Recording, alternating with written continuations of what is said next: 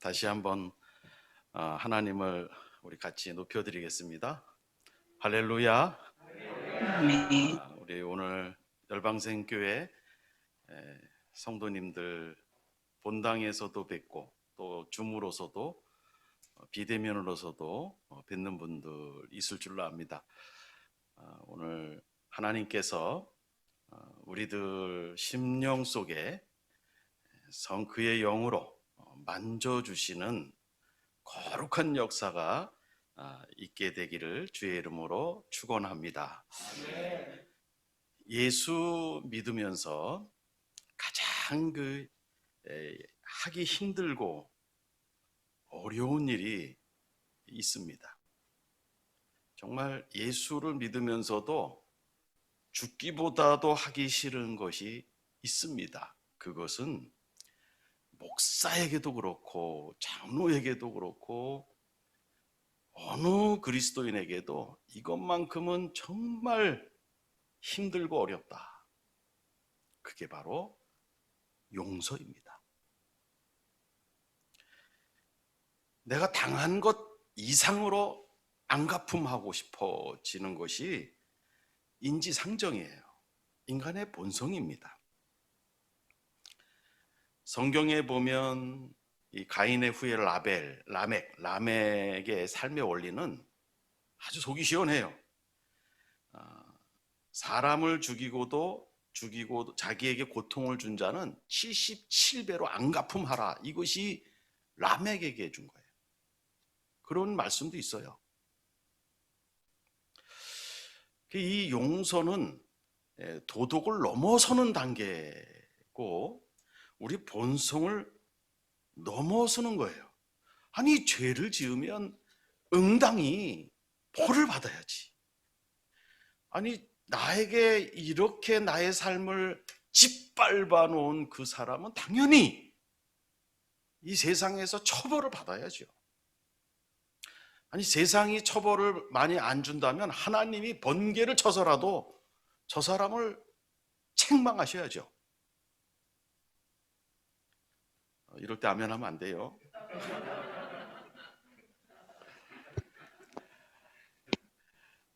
사형 선고를 받은 이 사형수들이 어떤 마음을 갖고 있는가 이렇게 조사를 한 보고서에 의하면 모두가 다 자신이 억울하다라는 마음을 갖고 있대요. 이처럼 자신이 자신의 중심적으로 생각하게끔 우리는 그렇게 본성적으로 되어 있어요. 그래서 야, 예수님이 용서하셨다. 그러니 너희도 용서해라. 이렇게 얘기하면 일반인들에게는 불가능하다라고 당연히 생각을 하고 또 교회에서도 직분이 무엇이든 말씀드린 바와 같이 용서는 가장 하기 힘든 일이다라고 생각할 정도로 교회에서 용서가 잘 안 되는 그러한 일이 많이 있는 것이 사실입니다. 또 자기 자신을 용서하는 일이 굉장히 힘들어요. 자기 자신이 죄책감을 느껴요. 예를 들어서 우리의 이런 생각이 있어요. 자기를 정당하려고 그때의 정황이 그랬으니 할 수 없는 것이었어. 어쩔 수 없었어. 이렇게 얘기를 하고 싶어하고 생각하고 싶어 해요. 이건 나만 잘못한 게 아니야. 저 사람이 저러지 않았으면 나는 이렇게 안 했어. 이렇게 스스로를 생각을 해요.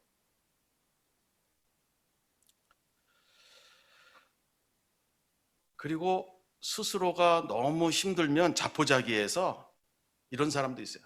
아휴, 나는 별 수 없는 존재야. 나는 뭐 내 모습대로 그냥 살아야지. 뭐. 자포자기형이 있습니다. 그런데 혼자 조용히 있을 때에는 이런 생각이 들어요. 아휴, 내가 왜 그랬던 거? 내가 왜 그런 말을 했고 내가 왜 그렇게 해코지를 했는고?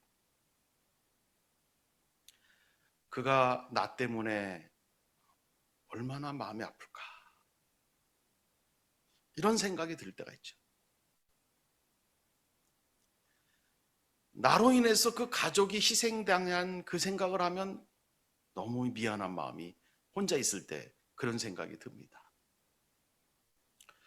여러분, 이제 이 용서라는 것은 다양한 모습으로 우리 인간의 마음을 끊임없이 무덤으로 끌고 갑니다. 용서에 관한 해결이 안 되면 어두운 생각이 우리 자신을 끊임없이 무덤으로 끌고 가요.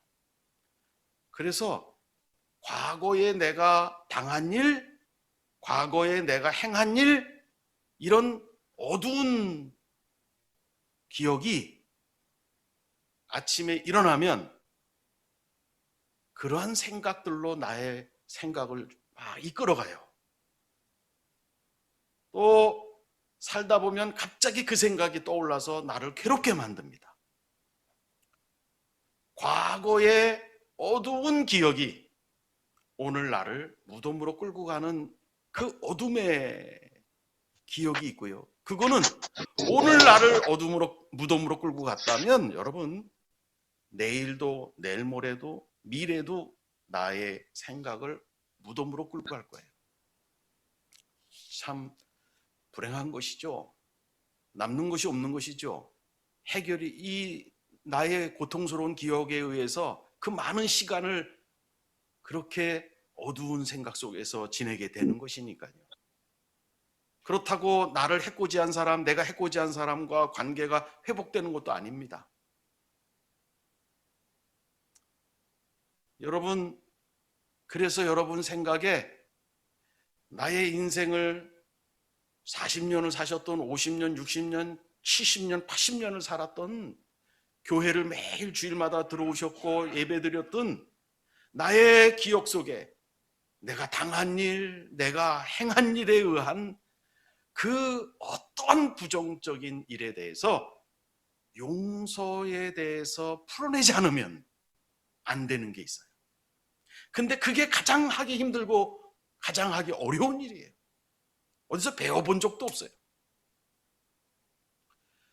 여러분, 쓴 약을 한번 드셔본 경험이 있어요? 아주 입에 놓으면 쓴 약, 삼키기가 힘들 정도로 쓴 약. 근데 그 약을 먹어야 돼요. 근데 그 약을 먹으면 이게 병이 낫는 거예요. 그래서 몸에 좋은 약은 쓰다, 이런 얘기가 있듯이 이 쓴 약을 먹으면 내 몸이 낫는 약이 있다고 하면 여러분 그거 써도 먹어야 되잖아요. 한 번만 먹으면 안 되고 또 3번 계속 먹어야 된다. 써도 3번 먹어야 돼요. 왜? 그게 내 병이 낫고 싶으니까. 그리고 건강하게 의미 있는 삶을 살고 싶으니까, 하나님의 영광을 위해서 살고 싶으니까 써도 그 약을 먹어야 돼. 여러분, 이 용서도 마찬가지. 이 용서에 대해서, 용서의 방법에 대해서 오늘 쭉 제가 하나님의 말씀을 대언할 때 여러분, 이것이 내가 정말 이렇게까지 신앙생활 해야 되는가 하셔야 돼요. 그래야 여러분이 그 과거에 응어리진 내가 당한 끔찍한 일, 그리고 나에게 그렇게 끔찍한 일을 행한 그 사람이 아직도 살아있고 잘 되고 있어요. 그 사람만 떠오르면 내 모든 것이 어두워져. 또 내가 가해한 행동, 내가 잘못한 행동, 이것이 나로 하여금 번뜩번뜩 떠오르게 돼. 어떨 땐 잠자리에 누는데 이 생각 때문에 잠을 못 자는 사람도 있어요. 이러한 사람들이 오늘 이 용서에 대한 이 약을 여러분이 써도 여러분이 들이마시고 받아들이시고 그 응어리가 해결되어지는 주님의 놀라운 은혜가 임하시기를 바랍니다. 여러분, 먼저 이 용서는 하나님으로부터 오는 것이다. 자, 중요한 겁니다. 하나님은 용서하실 때 어떻게 하셨는가? 어떻게 하셨는가? 한마디로 얘기하면 여러분들이 전과, 이게 substitution이라고 얘기하는데, 하나님은요 세상을 이처럼 사랑하십니다. 우리를 너무너무 사랑하십니다. 왜? 하나님이 만드신, 하나님을 닮은 피조물이기 때문에 너무 사랑하는 거예요. 여러분, 자기 자녀를 낳아보신 분들 너무 사랑스럽잖아요. 자기를 닮아가지고. 저는 손녀를 처음 얻었는데요, 이건 또 새로운 차원이에요. 그 손녀가 얼굴이 보이지 않았는데 우리 며느리가 출산하기 위해서 병원에 들어갔어요. 그때도 제가 여기 우리 한 목사님이시네, 여기 열방생교회 무슨 강의하러 오는 길에 병원에 들어갔다는 거예요. 그래서 제가 여기 오면서 운전하면서 계속 기도했어요. 계속 기도해왔지만, 그리고 여기서 강의 마치고 집에 가서 저녁을 먹는데, 저녁을 다 먹을 쯤에 전화가 온 거예요.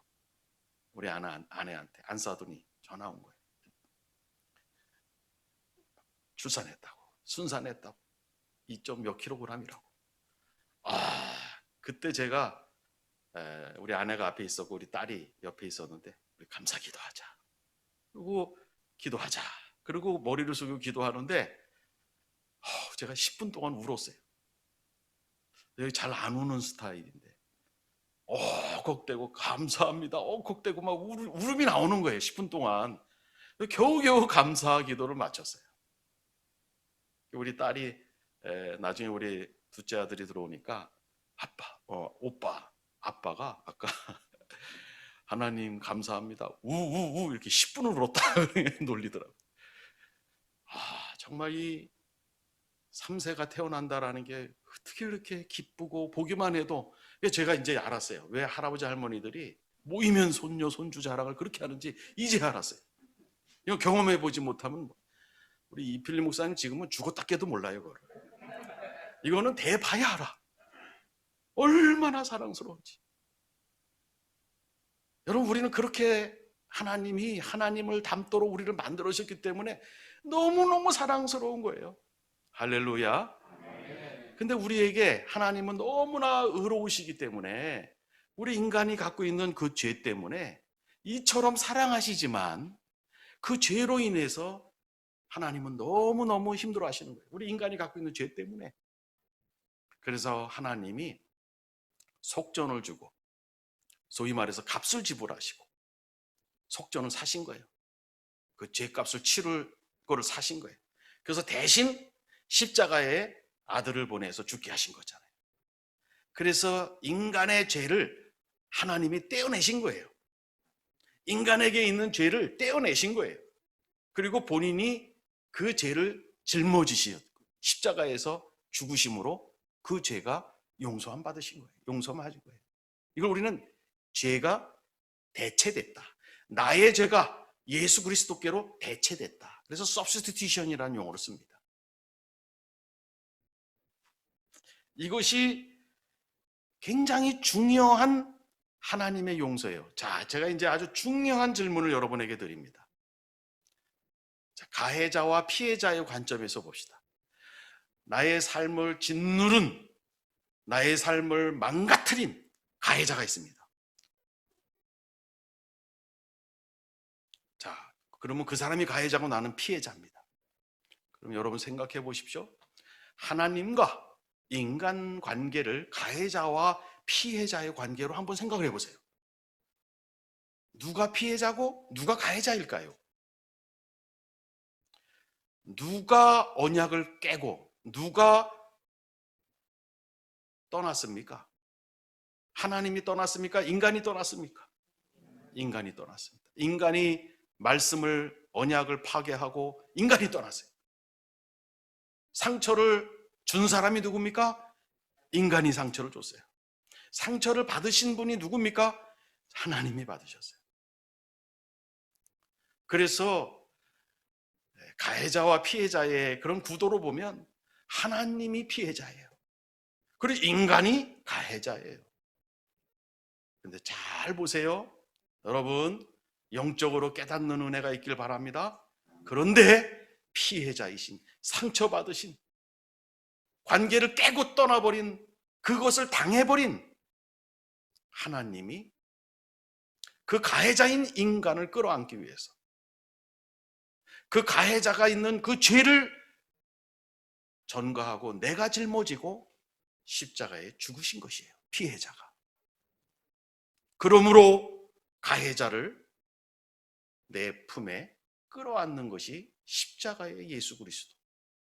피해 당하신 하나님이 자신을 가해한 인간을 끌어안기 위해서 십자가에 팔을 벌리시고 피와 살을 쏟으신 그것이 바로 십자가 위에 예수 그리스도십니다.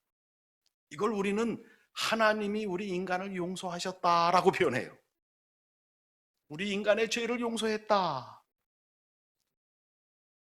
그래서 우리의 죄를 피해자이신 하나님이 십자가에 가지고 가셔서 죽으심으로 우리에게 있는 죄는 없어진 거예요.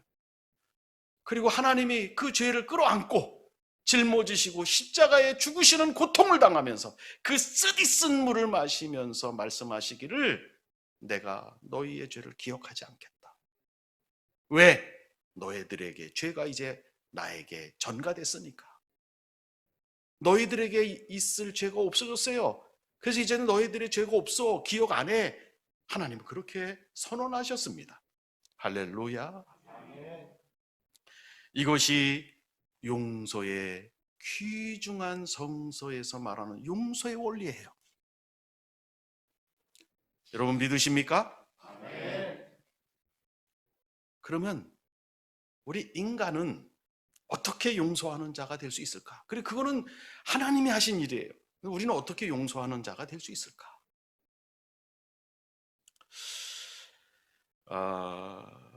보통 나이 드신 분, 인생을 많이 사신 분은 이렇게 얘기해요. 시간이 약이라고. 시간이 지나면 다 잊게 돼. 참아. 시간이 약이야.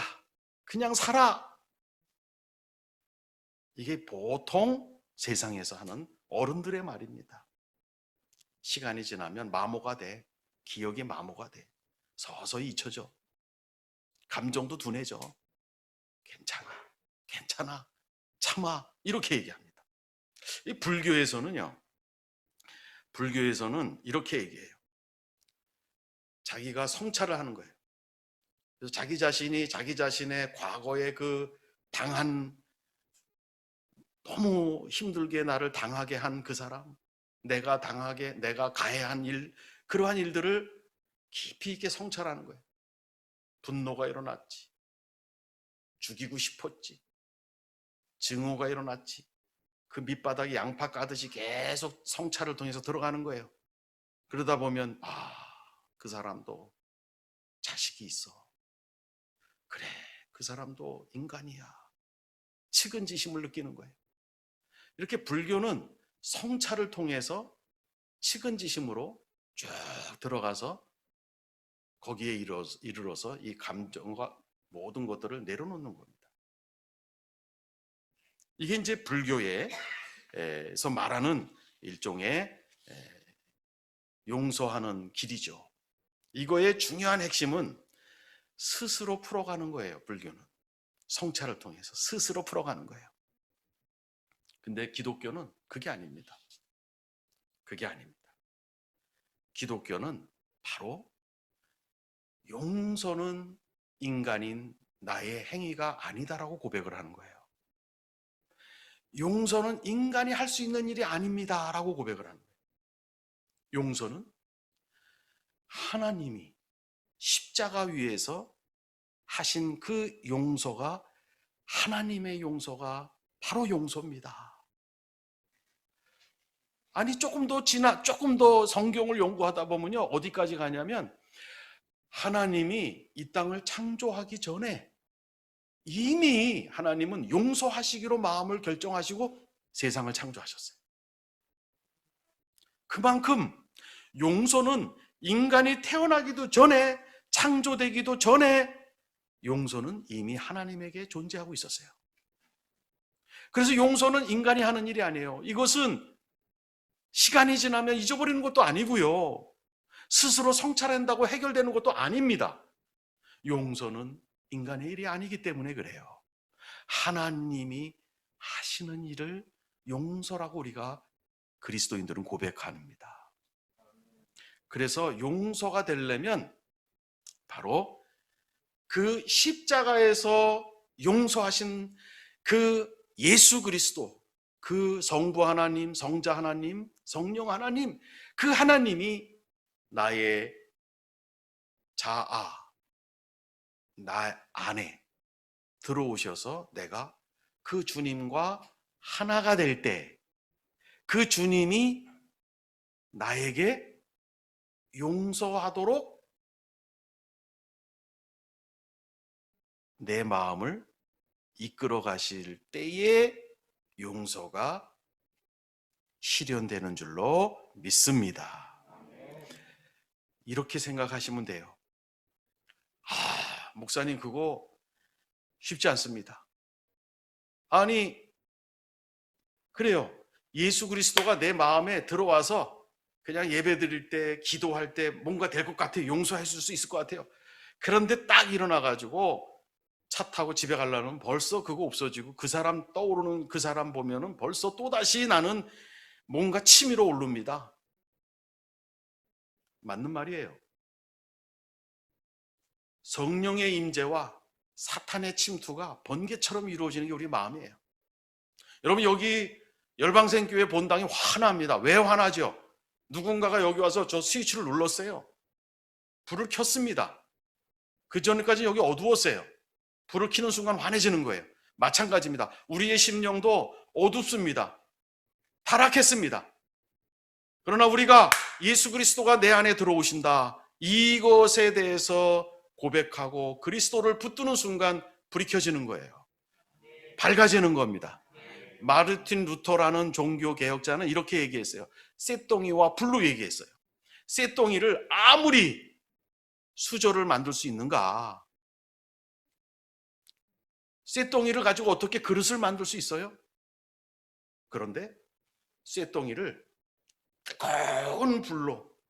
뜨거운 불로 쇳덩이를 달궈내면 그 쇳덩이가 빨갛게 되면 그 쇳덩이 가지고 수저도 만들고 그릇도 만들고 하는 거예요.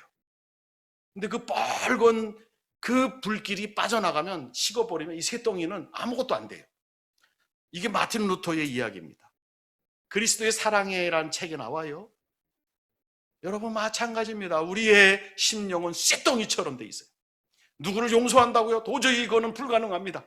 그런데 그리스도의 십자가의 뜨거운 사랑, 우리가 손주를 보면 너무 좋은 그 사랑보다 몇만 배로 뜨거운 하나님의 사랑이 십자가를 통해서 내 마음으로 흘러들어올 때 내 마음에는 빛이, 어둠이 사라지고 빛이 들어옵니다. 내 마음에 불이 들어옵니다. 내 마음속에 그 불이 나의 과거에 나를 망친 그 사람을 용서할 수 있게 하시는 줄로 반드시 믿으시기를 바랍니다.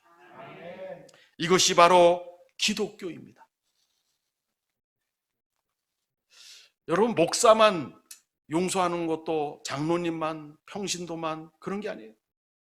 그리스도의 뜨거운 영이 들어오고 그리스도의 빛이 들어오면 나를 가해한 그 사람을 용서할 수 있게 그 불이, 그 빛이 이끌어 주는 거예요.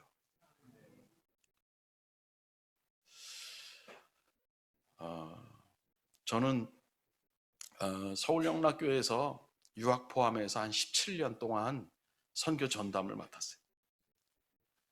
그리고 지금 숭실대 온 지가 이제 7년째인데 지금까지 계속 저는 한 23, 4년 동안 지금 원로 목사님이죠. 이철신 영락교회 원로 목사님 부임 때부터 지금까지 한 24년 동안 계속 저의 스승이고 멘토고 또 동역자고 그래요.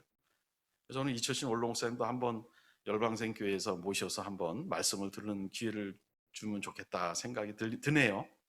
근데 그분이 대형 교회의 담임 목사라고 해서 여러분이 생각하는 거하고 달라요. 교인 중에는요, 제가 이철식 목사님이랑 같이 영락교에 부임했는데 그때부터 지금까지도 괴롭히는 사람이 있어요. 사택에서부터 험한 문구를 써가지고 동네에 도배기질을 하고 밤낮으로 초인종 누르고 설교 끝나면 와서 막 협박도 하고 지독하게 괴롭히는 사람이 있어요. 그냥 차에다가 그냥 그 목사님 이름 걸고 별 욕을 다 해놔요. 막 시내를 돌아다닙니다. 모임만 있으면 가서 그걸 막 뭐 이거를 20년이 넘게 해. 근데 뭐 수없이 교회에서 의논했죠. 처벌해야 된다. 사랑으로 참고 가야 된다. 끊임없이 논의했죠. 근데 교회 학교 학생들에게 너무 은혜가 안 되니까 교회가 결의를 했어요. 교회가 처음으로 세상 법정으로 이거를 가져갔어요. 왜냐하면 이건 뭐 교회 문 열고 나가면 차에다 현수막 해고 애들이 보면서 자꾸 그걸 물으니까 어쩔 수 없었어요. 교회가. 세상 법정에서 마지막으로 선고만 때리면 이제 감옥에 가는 거예요. 근데 마지막 조정 시간이 있어요.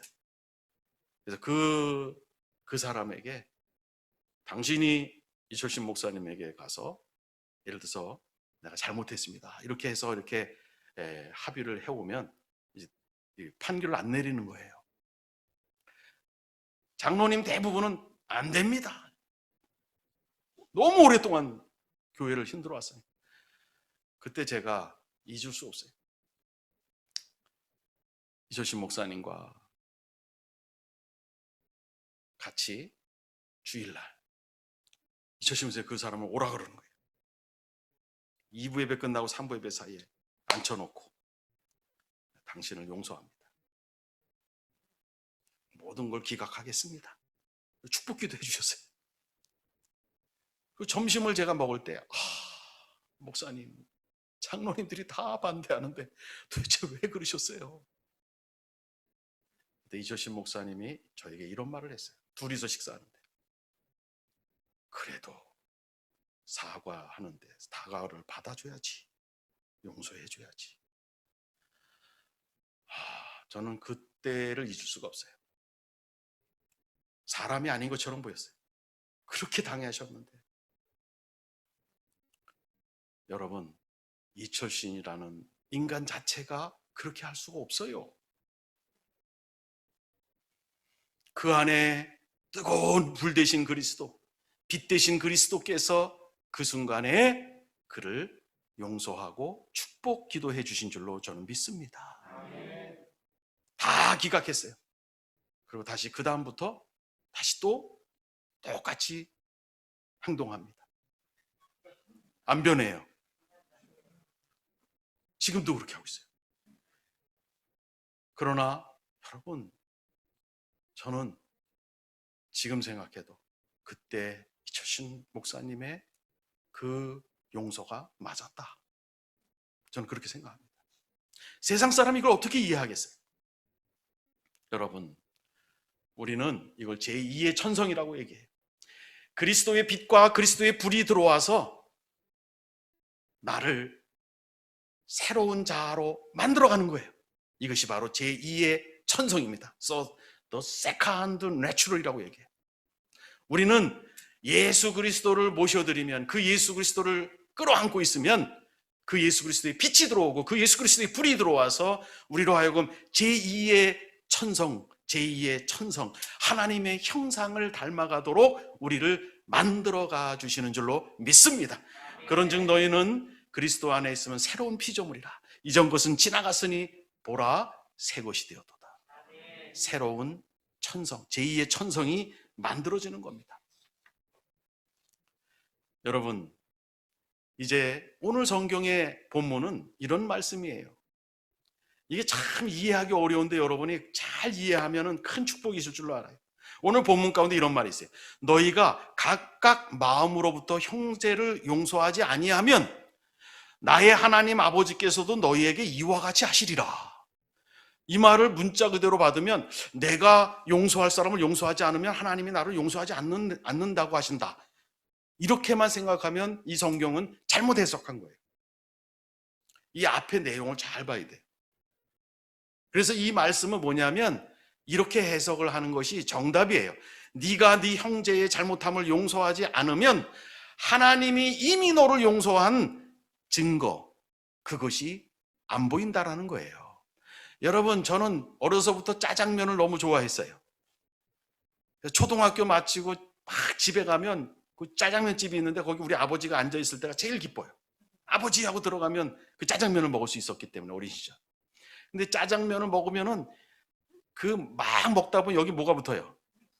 여기 짜장에 그 흔적이 남죠. 이게 어렸을 때 여기 짜장면이 뭐 장이 붙어 있으면은 무슨 증거입니까? 짜장면 먹었구나라는 증거예요. 마찬가지예요. 내가 형제를 용서하면 여기에 뭐가 남냐면 하나님이 너를 이미 용서했다는 흔적이 남는 거예요. 그것을 말씀해 주신 겁니다. 그렇게 해석을 해야 정답이 되는 줄로 믿습니다.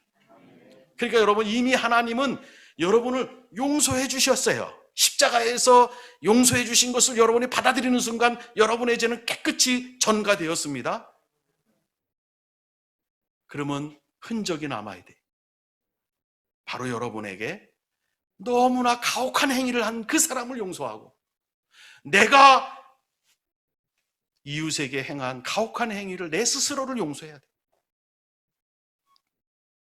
여러분, 용서는 이제 아주 여러분이 받아들이기 힘든 쓴 약이 나옵니다. 용서의 4가지 측면이 있어요. 첫 번째로, 용서하는 것은, 내가 너를 용서해, 용서하는 것은 유죄 판결을 내리는 것이다.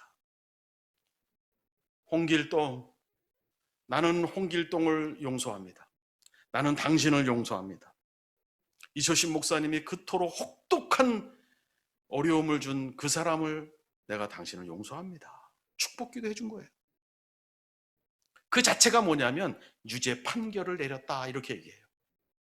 두 번째, 빛의 탕감입니다. 빛의 탕감입니다. 형벌 제도를 취하하는 거예요. 형벌 제도는 세상에 존재해요. 그런데 그 형벌 제도로 끌고 가지 않는 거예요. 죄를 지으면 벌을 받는 형벌 제도가 국가에 있어요. 그런데 그리스도인은 내가 당신을 용서합니다. 당신이 나에게 그토록 행한 것들을 나는 형사제도로 끌고 가지 않습니다. 빛의 탕감입니다. 여러분, 이것이 어떻게 가능합니까? 왜 이런 기독교의 교리가 만들어졌습니까? 십자가에 우리의 죄를 대신 전가하기 위해서 죽으신 예수 그리스도께서 이제 우리에게 죄가 없다라고 얘기하셨는데, 우리의 죄가 있었던 것에 대해서 형벌을 우리에게 내리신 적이 있으신가요? 물론 우리가 갖고 있는 죄를 회개하지 아니하면, 십자가의 공로를 받아들이지 않으면 우리가 죽은 다음에라도 심판을 받습니다. 그 죄에 대한 심판을 받습니다. 그러나 그 죄가 예수 그리스도를 믿음으로 십자가로 이미 내 죄가 옮겨갔기 때문에 우리는 죄가 지금 없습니다. 그러나 매일 죄를 짓습니다. 그래서 매일 우리는 회개합니다. 그래서 우리의 죄가 늘 십자가로 전가됩니다. 우리의 죄가 있는데 하나님이 그 죄를 오늘 우리에게 형벌을 내리신다면 이 자리에 앉을 사람이 한 명도 없습니다. 이것이 십자가의 사랑이에요. 우리는 매일 죄를 짓는데 우리의 죄를 하나님이 십자가로 가져가셔서 예수 그리스도가 십자가의 죽으심으로 우리의 죄가 없어집니다. 이것이 우리에게 준 은혜예요. 우리에게 하나님이 형벌을 내리지 않으신 거예요. 하나님이 우리를 형벌을 내리셨다면 이 자리에 남아있을 사람이 한 명도 없다니까요. 그런데 왜? 우리는 그 사인을 가지고 하나님이 용서한 대로 우리도 용서할 수 있는 그리스도의 영으로 용서하는 것인데, 왜 우리를 가해한 나를 망친 그 사람을 끝까지 법정으로 세우려고 합니까? 하나님은 그렇게 하지 않으셨어요, 우리한테. 근데 왜 우리는 그렇게 하려고 합니까?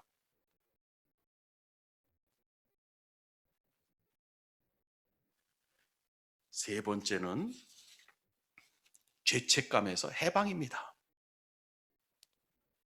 여러분, 가해자, 나의 삶을 망친 그 사람이 나에게 갖고 있는 죄책감마저도 해방시켜 주셔야 돼요.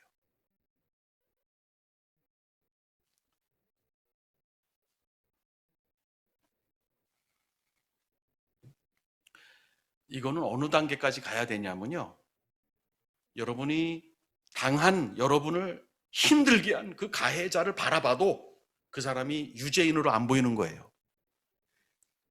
그 사람이 깨끗한 무죄인으로 바라보게끔 되는 단계가 죄책감에서 해방되는 거예요. 피해자의 마음속에서도 해방되고 가해자의 마음속에서도 그 죄책감을 해방시켜주는 거예요. 여러분, 다시 한번 얘기합니다. 가해자가 나에게 와서 진실을 말하든 말하지 않든 그 전 단계에 피해받은 내가 이것을 먼저 해야 된다는 거예요. 네 번째 측면은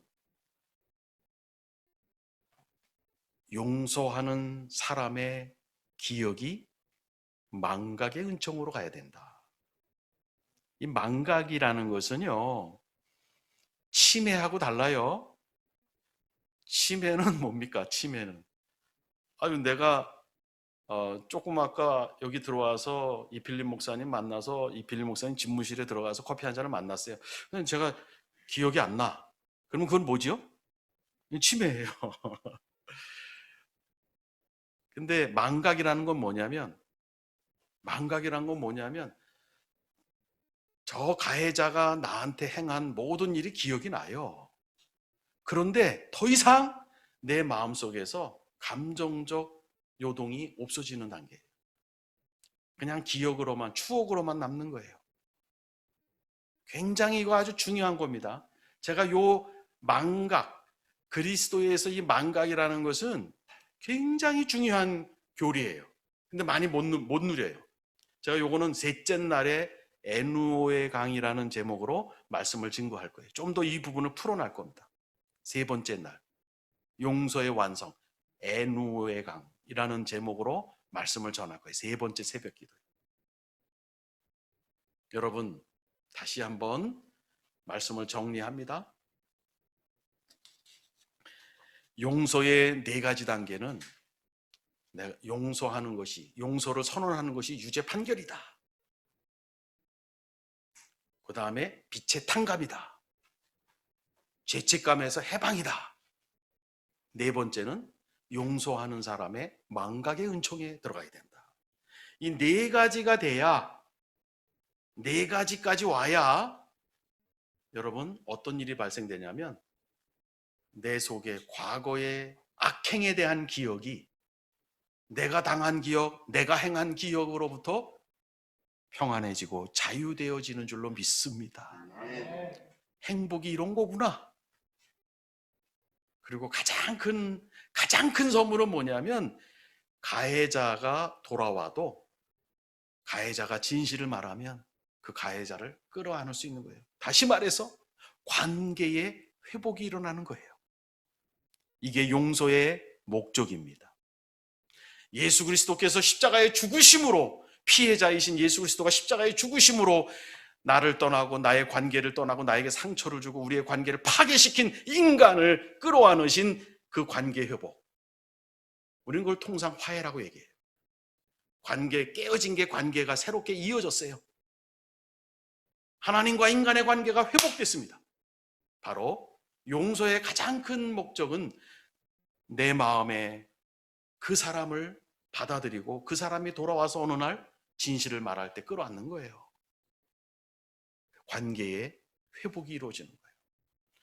여러분, 그리스도인이 이 세상을 살아가면서 내가 이웃에게 잘못 말한, 잘못 행한 것들 없는 이런 인간은 하나도 없습니다. 내가 다른 사람에게 상처받고 내가 짓눌리고 내가 당하고 내 삶을 파멸시킨 그러한 가해자가 있습니다. 그 기억을 해결하지 않고 일평생 살아간다면 그 사람은 그 과거의 어두움이 오늘날을 무덤으로 끌고 간다고 얘기했고, 내일의 날을 또다시 무덤으로 끌고 간다고 얘기했습니다. 그렇다고 가해자와 관계가 회복되는 건 아닙니다. 영영 안 만나고 싶어집니다. 이건 이 세상의 원리입니다. 기독교인은 여러분이 하나님의 사랑을 받은 사람이라면, 여러분이 십자가에서 예수 그리스도의 사랑이 나를 위한 사랑이고 나의 죄를 위한 사랑이라고 고백한다면, 내가 잘못한 일을, 내가 나를 용서하십시오, 나를 파괴시킨, 나를 능멸한 그 어떤 사람을 용서한다고 선언하십시오. 그리고 빛의 탕감을 해주십시오. 죄책감에서 해방을 누리십시오. 그리고 망각의 은혜로 들어가십시오. 그럴 때 구원의 경지에, 구원의 진정한 행복의 단계에 이르는 것이에요. 24시간 내가 깨어있으나 누워있으나 주님 나의 빛이 되어주십시오. 열방생교회 본당처럼 환하게 나에게 빛이 되어주십시오. 그리스도의 뜨거운 사랑이 나에게 불이 되어주십시오. 이것이 식어지지 않게 해주십시오. 이것이 식어지면 또다시 과거의 어두움의 생각이, 너 용서? 너 정말 용서했어? 막 또 들어옵니다. 쇳덩이가 된 마음에 또다시 과거의 부정적인 기억이 무덤으로 끌고 갑니다. 이렇게 연약한 게 인간입니다. 그러나 내가 빛이 내 안에 들어오고, 불이 내 안에 들어오고, 말씀이 내 안에 기록되었고, 죄사함의 은혜가 충만하고, 그리스도와 매일 연합하고, 내 마음이 밝고 뜨거우면 언제든 내 자신을 용서할 수 있고요, 나에게 잘못한 사람을 용서할 수 있는 마음으로 하루를 시작합니다. 용서할 마음을 가지시고 하나님이 태초에 천지를 창조하셨듯이, 나는 나 자신을 용서하고 내 앞에 있는 사람을 용서하기로 작정하고 하루의 사람을 만나는 거예요. 이게 그리스도인의 행복입니다. 이게 그리스도인의 용서의 삶을 사는 그리스도인입니다. 그래서 그리스도인은 그 모든 것으로부터 용서받고 용서했기 때문에 얼굴이 환해야 돼요. 원수를 품고 있으면 어둠이 얼굴이 환할 수가 없어요. 그래서 얼굴이 환해지는, 그래서 용서하는 사람, 용서받는 사람, 용서하는 사람, 이 사람이 가장 아름다운 그리스도인입니다. 할렐루야. 여러분, 이 새벽 기도, 2021년 이 3일의 새벽 기도에 쓴 약을 여러분 드세요. 그리고 과거의 악행에 대한 그 기억과 사람과 내 자신에 대해서 하나님의 뜨거운 불과 빛으로 해결되어지시는 그러한 축복을 여러분 평생 누리게 되는 이 새벽 기도회가 되시기를 주의 이름으로 축원합니다. 기도하겠습니다.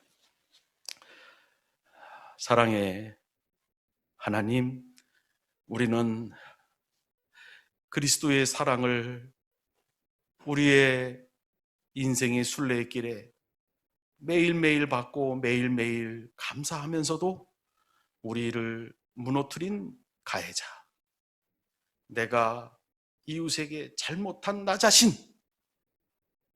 이것을 용서하지 못하고 문득문득 괴로움을 당하고, 그리고 어찌할 바를 모르고 용서하는 방법을 몰라 너무나 힘들었음을 고백합니다. 하나님, 이제 그 문제를 해결해야 될 때를 2021년 열방생교회 특별 새벽 기도회를 통하여 이제 그 일을 해결받기를 간절히 기도를 드립니다. 하나님 아버지, 불로써 빛으로써 나의 마음을 새롭게 하여 주시옵소서. 예수 그리스도 이름으로 감사하며 기도 올리옵나이다.